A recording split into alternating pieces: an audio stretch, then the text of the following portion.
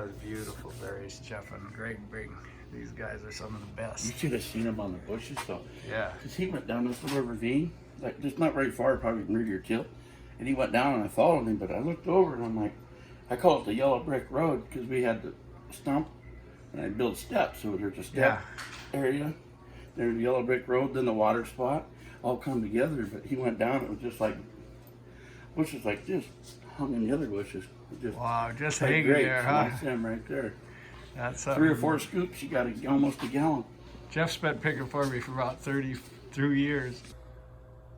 Well, as I was shooting the breeze with Jeff and Greg, I got a Bigfoot story out of Jeff, and he was a little shy to say it on camera, but I'm going to just go ahead and tell it while it's fresh in my mind. So there's a burn up there at Great Northern Creek. Now it's called Shaw Springs, named after the great Cree Indian chief named George E. Shaw. I was pretty good friends with one of his offspring named Monty Shaw. Anyway, there's a few of the select best of my huckleberry pickers that learned it all from George Shaw and the Cree Indians. These guys learned it from the Cree Indians, the way that they do it and their systems and everything, and that's why they're bringing in these beautiful berries, and they're making $3.50 a day while other people are making lunch money. Just sorry for the joke. But anyway, George Shaw told them that there's this burn up around Great Northern Creek there that they really should never go into. But Jeff's brother and Jeff himself, they went in there and was doing a little picking, and all of a sudden they see this rock come flying that's, yay wide and that thick, just come flying, and they're thinking, man, who could do that? Who could do something like that?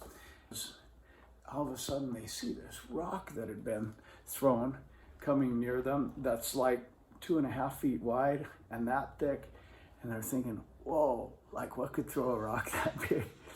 And then Jeff said he looked up in there and saw this being that was 6'6", maybe 7 foot, but was massively wide and took strides that were 6-7 feet long. Just saw it and another go off into the woods, and he just got a glimpse of it, but he said it was a massive creature, and he was telling me that in that area, George the chief, he said there's a lot of trees that have been pulled up right by their roots and everything, and their huts are up there and everything. So it's so these are some of the real mountain men that have been picking huckleberry. These are some of the real mountain men that have been picking huckleberry. These are some of the real mountain men that have been picking huckleberries for me for like 32 years. And I trust their word, and I know they've been in the deepest reaches of huckleberry country that could also easily be Sasquatch country.